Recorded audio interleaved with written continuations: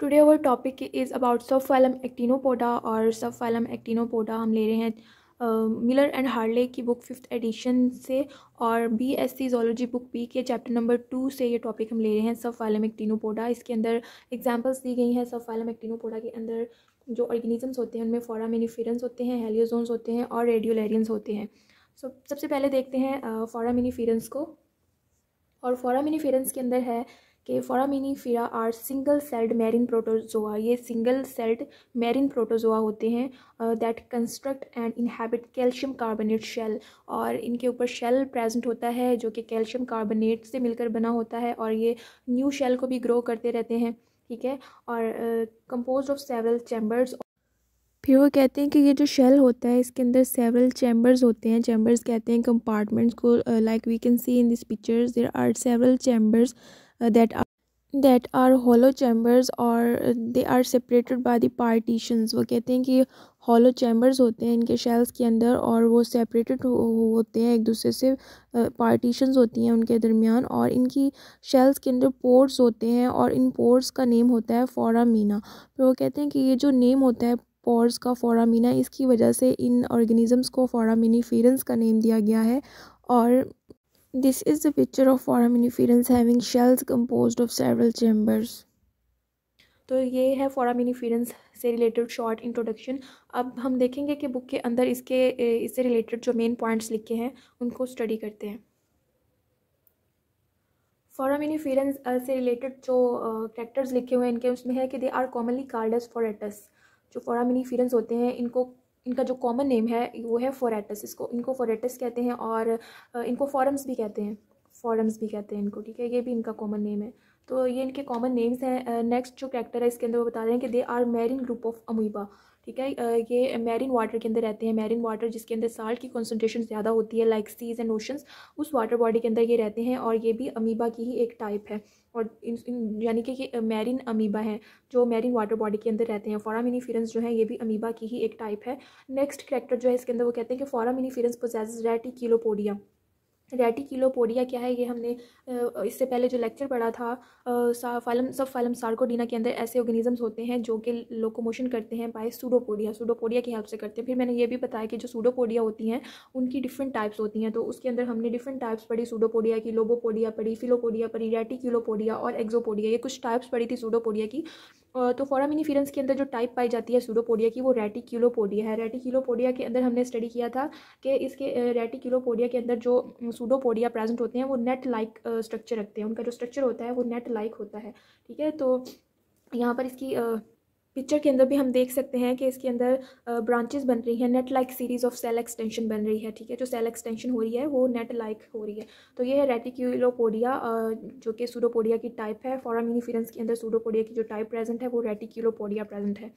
Next character है they grow and secret new larger chambers, ठीक है। फोरामिनिफेरेंस जब ग्रो करते हैं तो वो न्यू लार्जर चैम्बर बनाते हैं। मैंने पहले बताया कि जो फोरामिनिफेरेंस होते हैं इनकी बॉडी जो होती है उसके अंदर डिफरेंट चैम्बर्स प्रेजेंट होते हैं, ठीक है। तो यहाँ पर वो कह रहे हैं कि जब ये ग्रो करते हैं तो ये न्यू चैम्बर बनाते हैं और इसके अलावा these chambers remain attach to older chambers, ठीक है। और ये जो न्यू चैम्बर है ये ओल्डर चैम्बर के साथ अटैच रहता है। अब यहाँ पर मैं दिखाती हूँ कि जो फोरामिनिफेरेंस है ये फोरामिनिफेरेंस है, ये एक चैम्बर है उसका, ठीक है। अब ये जो चैम्बर है अब फोरामिनिफेरेंस ग्रो करेगा और यहाँ पर एक न्यू चैम्बर बना लेगा इस तरह, ठीक है। इस तरह एक न्यू चैम्बर बना लेगा। अब जो न्यू चैम्बर है वो तो बना ही है लेकिन जो ओल्ड चैम्बर है वो भी इसकी बॉडी के साथ अटैच्ड रहेगा। इसी तरह फिर फोरामिनिफेरेंस जो है एक और न्यू चैम्बर बना लेता है, यहाँ पर एक और न्यू चैम्बर बना लेता है और जो ओल्ड चैम्बर है वो उसकी बॉडी के साथ अटैच रहेगा। तो इसी तरह एक चेन बन जाती है चैम्बर्स की, ठीक है। तो यहाँ पर वो कहते हैं कि जो चेन है चैम्बर्स की चेन बनती है। चैम्बर्स जो बनते हैं वो 2 टाइप्स के होते हैं, या तो स्ट्रेट चेन ऑफ चैम्बर्स बनती है या फिर स्पायरल अरेंजमेंट बनती है चैम्बर्स की। स्पायरल अरेंजमेंट जो होती है वो इस तरह की होती है, ठीक है। इस तरह एक चैम्बर ये बन गया, फिर एक ये बन गया, फिर एक ये, फिर एक ये, इस तरह स्पायरल अरेंजमेंट बन जाती है। तो यहाँ पर 2 टाइप्स बताई गई हैं चैम्बर्स की, जिसके अंदर स्ट्रेट चेन चैम्बर बनता है फोरामिनिफेरेंस के अंदर और स्पायरल अरेंजमेंट होती है, ठीक है। Spiral arrangement that resembles are snail shell. और वो कहते हैं कि जो स्पायरल अरेंजमेंट होती है चैम्बर्स की वो स्नेल के शेल से रिजेंबल करती है। यहाँ पर हम इस पिक्चर के अंदर देख सकते हैं कि ये एक स्पायरल अरेंजमेंट है फिरेंस के अंदर जो चैम्बर्स हैं उनकी स्पायरल अरेंजमेंट है, जिसके अंदर देख सकते हैं हम कि डिफरेंट चैम्बर्स जो हैं वो एक दूसरे से कनेक्टेड हुए हुए हैं, ठीक है। और इनके अंदर स्मॉल ओपनिंग्स भी हैं जिनको कहते हैं फोरामिनीफेरा, और इन्हीं ओपनिंग्स की वजह से जो ये ऑर्गेनिजम्स हैं इनका नेम फोरामिनीफेरेंस रखा गया था। तो ये दो टाइप्स मतलब थी चैम्बर्स की, के चैम्बर्स जो होते हैं वो स्ट्रेट चेन में भी प्रेजेंट हो सकते हैं, स्पायरल चेन में भी प्रेजेंट हो सकते हैं। और ये जो स्पायरल चेन का स्ट्रक्चर है वो कहते हैं कि ये स्नेल के शेल से रिजेंबल करता है। अगर स्नेल का शेल देखें तो वो भी इसी तरह का होता है ना, तो इसलिए वो लिखा हुआ है कि जो स्पायरल अरेंजमेंट है that resembles are snail shell, ये स्नेल के शेल से रिजेंबल करती है। कि नेक्स्ट पॉइंट है इसी के अंदर कि जो ये many of these test become relatively large.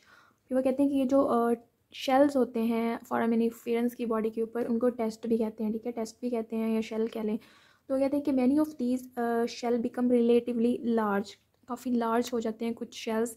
Like उन्होंने एग्जांपल दी है यहाँ पर मरमेड्स पैनिस की, ठीक है। मरमेड्स पैनीज जो होते हैं, पैनीज कहते हैं कॉइन्स को, ठीक है। और मरमेड की बॉडी के ऊपर लाइक इस पिक्चर के अंदर जैसे है कि एक मरमेड है और इसकी जो टेल है उसके ऊपर ये जो कॉइन्स लगे होते हैं ना जैसे, तो वो कहते हैं जो मरमेड्स कॉइन्स का जो साइज़ होता है ना, तो इनके जो शेल्स हैं ना वो इस साइज़ तक हो जाते हैं, बड़े इस साइज़ तक लार्ज हो सकते हैं। एग्जांपल दी गई और उन्होंने कहा कि ऐसे शेल कहाँ पाए जाते हैं, ऑस्ट्रेलिया के अंदर पाए जाते हैं। तो उन्होंने यहाँ पर एग्जांपल दी है ऐसे शेल्स की जो कि इतने बड़े हो जाते हैं जितना कि एक मरमेड्स के पैनीज होते हैं, और ये ऑस्ट्रेलिया के अंदर पाए जाते हैं। यहाँ पर मैं साइड पर पिक्चर भी दे रही हूँ उन शेल्स की जो कि ऑस्ट्रेलिया के अंदर पाए जाते हैं। नेक्स्ट हम देखते हैं importance of foraminiferans. Now we will look at the importance of foraminiferan, और इसके अंदर सबसे पहले इंपॉर्टेंस में वो कह रहे हैं कि their test are abundant in fossil records of Cambrian period. ये जो फॉसिल रिकॉर्ड्स होते हैं उनके अंदर इनका बहुत रोल है। जो टेस्ट और जो शेल्स होते हैं फोरामिनीफेरेंस के, वो कह रहे हैं कि वो अबंडेंट थे, बहुत ज़्यादा पाए जा रहे थे कैम्ब्रियन पीरियड के अंदर। जो फॉसिल्स रिकॉर्ड्स किए गए हैं उनके अंदर इनके शेल्स काफ़ी ज़्यादा मिले हैं। नेक्स्ट वो कह रहे हैं they form large component of marine sediments, ये मैरीन सेडिमेंट्स के को बनाने के अंदर काफ़ी रोल प्ले करते हैं।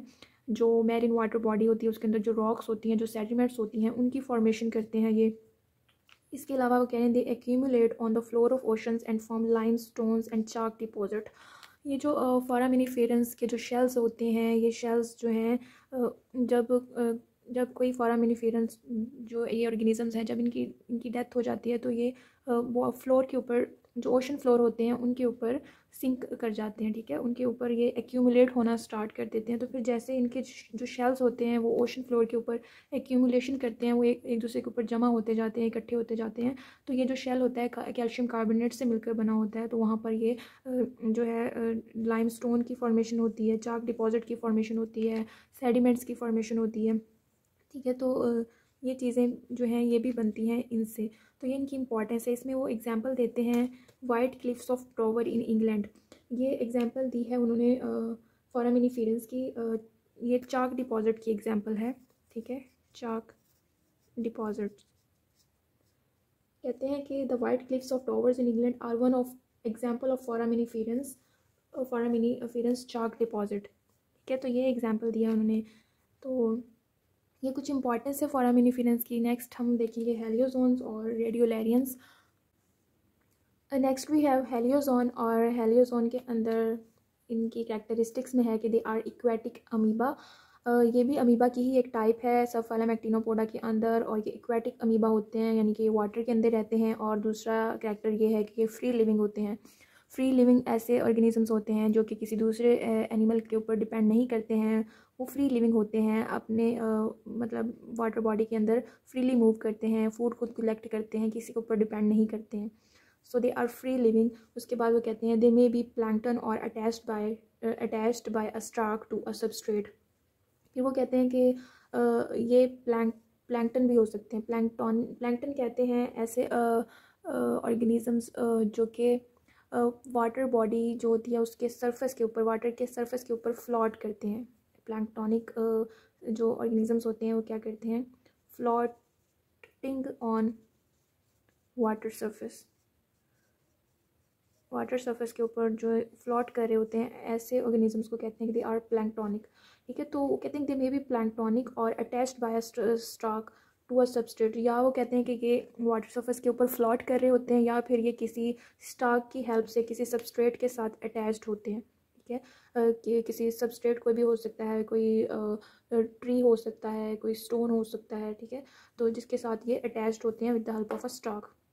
नेक्स्ट वो कह रहे हैं सम आर नेकेड, कुछ जो होते हैं नेकेड होते हैं, मीन्स ये कि वो शेल लेस होते हैं, एंड सम आर शेल्ड, और कुछ शेल्ड होते हैं।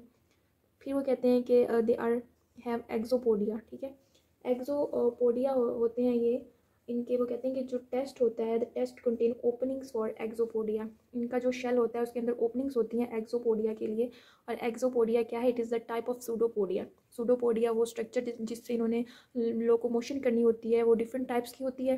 तो इनके अंदर जो सूडोपोडिया की टाइप है वो एक्सोपोडिया है। सो ये है, इट इज़ अ